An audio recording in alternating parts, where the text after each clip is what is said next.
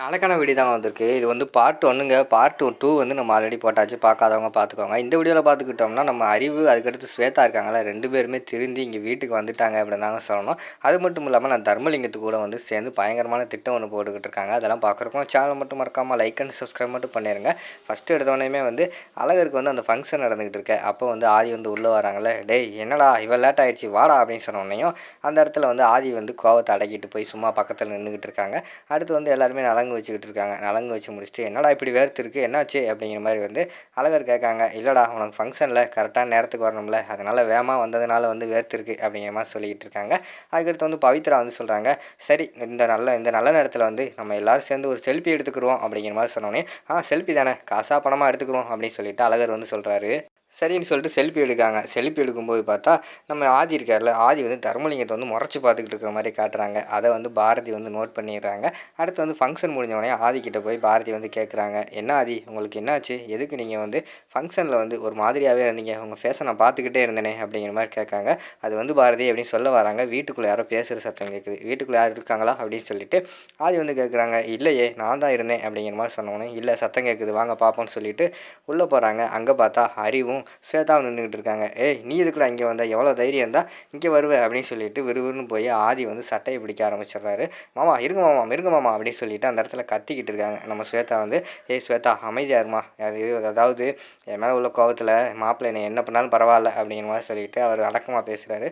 உடனே கையை விட்டுறாங்க. என்ன நல்லவங்க மாதிரி நடிக்கிறீங்களா அப்படின்னு சொல்லிட்டு ஆதி வந்து கேட்காங்க. மாப்பிள்ளை நாங்கள் நல்லவங்க கிடையாது, அக்கா தான் எங்களை வந்து நல்லவங்கள மாற்றிட்டா. அக்கா வந்து எங்களுக்கு சேர வேண்டிய சொத்தை எங்கள் பேரில் எழுதி கொடுத்துட்டா. ஆமாம் மாமா, எனக்கும் என்னென்ன சொத்து தாரேன்னு சொன்னாங்களோ எல்லாத்தையுமே கொடுத்துட்டாங்க. சொத்துக்காக தான் நாங்கள் வந்து கோவப்பட்டுட்டு அக்காவை இப்படிலாம் பண்ணிட்டோம், சாரி மன்னிச்சிருக்கோம் அப்படிங்கிற மாதிரி சொல்லிகிட்டு இருக்காங்க.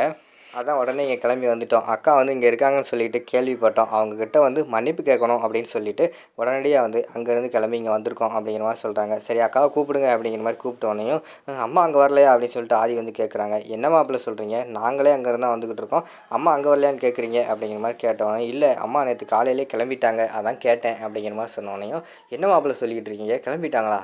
அப்போனா வீட்டுக்கு வரலையே, எப்படி நார்மலாக கிளம்புனாங்களா சண்டை போட்டு கிளம்புனாங்களா அப்படின்னு சொன்னோடனையும் அந்த இடத்துல வந்து நம்ம பாரதி வந்து சொல்லிடுறாங்க, சண்டை போட்டு தான் கிளம்புனாங்க அப்படிங்கிற மாதிரி சொன்னோடனே, ஐயையோ எங்கே போனாங்கன்னு தெரியலையே, இப்போ வீட்டுக்கு வேறு வரல, அக்கா வேண்டாம் வேண்டாம்னு நினைக்கிறப்ப வீட்டில் இருந்தாங்க, இப்போ அக்கா வேணும்னு சொல்லிட்டு திரும்பி வந்திருக்கோம், அக்கா இல்லையே இப்போ என்ன பண்ணுறது அப்படின்னு சொல்லிட்டு முழிச்சுக்கிட்டு இருக்காங்க.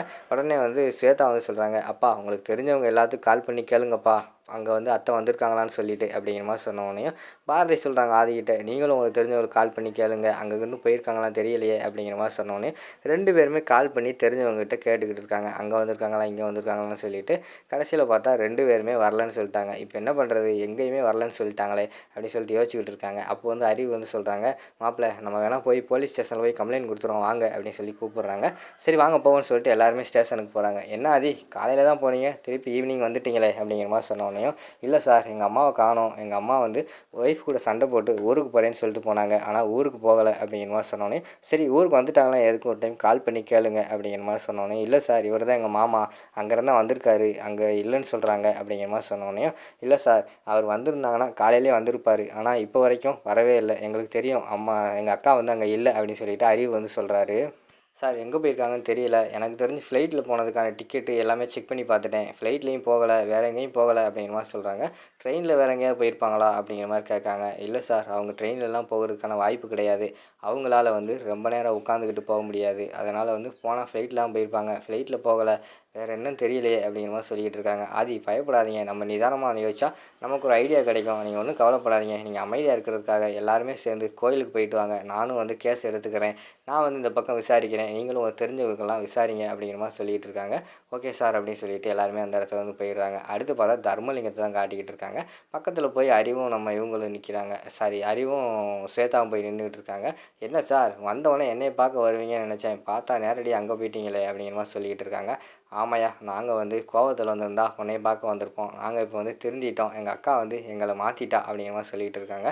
சார் உங்களை மட்டுமா மாற்றிட்டாங்க, என்னையும் தான் சார் மாற்றிட்டாங்க, ஃபஸ்ட்டு வந்து என் மருமகன் இருக்கானே இருக்கானே அவனை வந்து வீட்டிலேயே சேர்க்கக்கூடாதுன்னு இருந்தேன். இப்போ பார்த்துக்கிட்டோம்னா அவன் கூடயே என் மகளை அனுப்பி வைக்கிற அளவுக்கு நான் வந்து வந்துட்டேன்னா அதுக்கு யார் காரணம்? சாரதா அம்மா தானே. சாரதா அம்மா வந்து ரொம்ப நல்லவங்க அப்படிங்கிற மாதிரி சொல்லிக்கிட்டு இருக்காங்க. உடனே ஆனால் இப்போ அவங்கள காணுமே அதை நினச்சி தான் ரொம்ப ஃபீல் பண்ணிக்கிட்டு இருக்கோம் அப்படிங்கிற மாதிரி வந்து அந்த இடத்துல வந்து அருவி சொல்கிறாரு. அவங்களாம் எங்கே சார் போனாங்க? அவங்கள வந்து துரத்தி விட்டுட்டா இந்த பாரதி வந்து அப்படிங்கிற மாதிரி சொல்கிறாங்க. யோ என்னையா சொல்கிற அப்படிங்கிற மாதிரி கேட்டோடனே, ஆமாம் சார் உங்களுக்கு விஷயம் தெரியாதா? வீட்டுக்கு வந்த அம்மாவை கோவப்பட்டு வீட்டிலே இருக்க விடாமல் டார்ச்சர் பண்ணி அனுப்பி வச்சிட்டா சார் அப்படிங்கிற மாதிரி சொல்லிக்கிட்டு இருக்காங்க. இதெல்லாம் நம்புற மாதிரியா இருக்குது அப்படிங்கிற மாதிரி கேட்டோன்னே, நீங்கள் நம்ப மாட்டீங்கன்னு தெரியும் அப்படின்னு சொல்லிவிட்டு அன்றைக்கி வீடியோ எடுத்து சண்டை போடாத வீடியோ எடுத்தாங்கல்ல, அந்த வீடியோ எடுத்து காட்டிட்டு பார்த்தீங்களா சார் எப்படியெல்லாம் சண்டை போட்டுக்கிட்டு இருக்கா, அவளால் தான் சார் போயிட்டா அப்படிங்கிற மாதிரி சொல்லிகிட்டு இருக்காங்க. ஓ அப்படியா, அப்படின்னா இருக்கட்டும், பாரதியை வந்து சும்மா விடக்கூடாது அப்படிங்கிற மாதிரி சொல்லிக்கிட்டு இருக்காங்க.